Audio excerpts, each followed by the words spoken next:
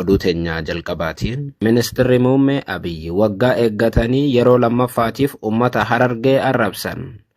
Waggaa dabre ji'uma akka arraa ummanni Harargee hundi akka suusii qabuutti kan ibsan Abiyyi kaleessa immoo ummata qonna hin beeknee fi harka namaa eeggachaa ture jechuun arrabsoo cimaa fayyadaman. Bulchaan Itoophiyaa Harargee deemuudhaaf ji'a tokko ol karoorsaa kan turan ministeerri muummee Abiyyi guyyaa kaleessaa Harargee deemanii hojiilee misoomaa daawwachuu isin biraan ga'uun keenya ni yaadatama. Yeroo haga Itoophiyaa bulchan waraana keessaa ba'ee kan hin beekne bulchaan Itoophiyaa kun xiqqoo naannoon inni kaleessa itti imale jechuun Harargeen bakkoota biraa irraa gama nagaatii wayyaa qabdi turte. Haa ta'u malee faallaa kanaa garuu seenaa waggaa 50 keessatti Harargeen yeroo duraatiif barri itti diinagdeedhaan cabxe bara bulchiinsa ministeera muummee Abiyyi turte. Dugugguruu diinagdee biyyattii kan ta'e Jimaan erga ministeerri muummee Abiyyi aangoo qabate takka haala bareedaadhaan gurguramee akka hin beekne qonnaan bultoonni Harargee deddeebiin ibsaa turan. Daldala Jimaa mootummaan kallattiin harka keessa galfachuun isaa kana hunda fideeraa jedhu qonnaan bultoonni. Inumaa ministeerri muummee Abiyyi daldala Jimaa keessa harka galfachuu bira kutanii Jimaa waan jedhamu Harargee keessa dhabamsiisuun karooraaf kaayyoo isaanii akka ta'e waggaa akka arraa ifatti labsanii turan. Ministeerri muummee Abiyyi waggaa dabre ji'a akka arraa bakka bu'oota Islaamaa walitti qabee waajjira isaatti gaaffilee isaaf dhiyaataniif deebii kennee ture. Kanaanis Jimaa guyyaa tokkoon balleessuun ni rakkisa garuu adeemsa keessa ni dhabamsiifnaa jechuun dhaadatanii turan. በአንድ ቀን አናጠፋውም ይሄ ነገር ለምንዱ የቆየ ስለሆነ ግን አስቡበት. Bakkoota tokko tokkotti sababa Jimaa kanaan rakkootu jira. Warra yoo hin qamaane akka waan hin jiraannetti ilaalantu jira. Jechuudhaan ummanni Islaamaa keessumaa baha Oromiyaa akka waan haraaraa yookaan suusii Jimaa qabaniitti ibsuuf yaalan. Sababiin itti Jimaa balleessuu barbaadaniif Harargee guutuun suusii Jimaa qabdi jechuun ministeerri muummee waggaa akka arraa kan dubbatan. Yeroos Harargee guutuun Jimaa qama'uudhaaf qofa barbaaddi jedhanii haala sanaan ministeerri muummee Abiyyi ummata arrabsuun mormii kaasee ture. Kaleessa immoo waggaa akkasii eeggatanii Harargeen ummata harka namaa eeggatu jechuun arrabsoo biraatiin gadi ba'an. Bulchaan Itoophiyaa ji'a tokko guutuu Harargee deemuudhaaf erga dhama'anii booda kaleessa Harargee bahaatti argamuun aanaalee hedduu keessatti hojiilee misoomaa ilaalaniiru. Harargee deemanii bakka Jimaa guddaan jiru caalaa bakka qamadiin xiqqoon jirtu ga'uunis haasawaa godhan Abiyyi Ahmad.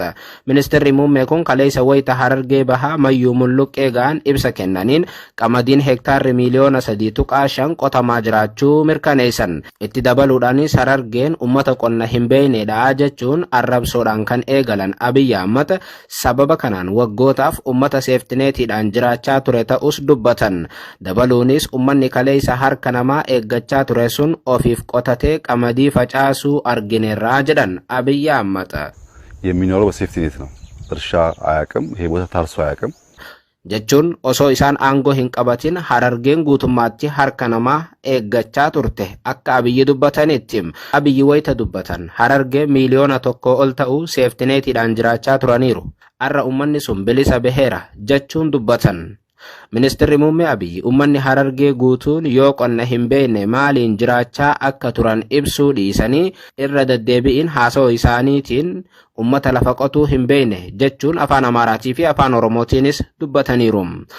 Dhugumatti sagantaan seeftineetii Itoophiyaa ture bakkoota hedduudhaaf kennamaa turuu wal naman gaafachiisu. Harargeettis akkuma naannoo kaanii hiramaa turteetti seeftineetiin akka dhaabbanni mootummoota gamtoomanii ibsutti haga bara 2018tti walumaa galatti namoonni seeraan galma'anii seeftineetii fayyadamaa turan guutuu Itoophiyaatti walitti dabalamee haga miliyoona 2.5 ga'u. Akka Abiyyi Ahmad kaleessa jedhanitti immoo Harargee qofti nama miliyoona takkaatu sagantaa sana fayyadamaa ture jechuun dubbatan. Garuu dubbiin Abiyyi guutummaatti soba adii ture. Inumaa faallaa kana dhaabbanni mootummoota gamtoomanii walakkaa bara 2024 ibsa baasee tureen ministeerri muummee Abiyyi aangoo qabachuu hordofee bara 2018 haga 2023tti namoonni seeftineetii fayyadama miliyoona 6 ga'uu ibsee ture.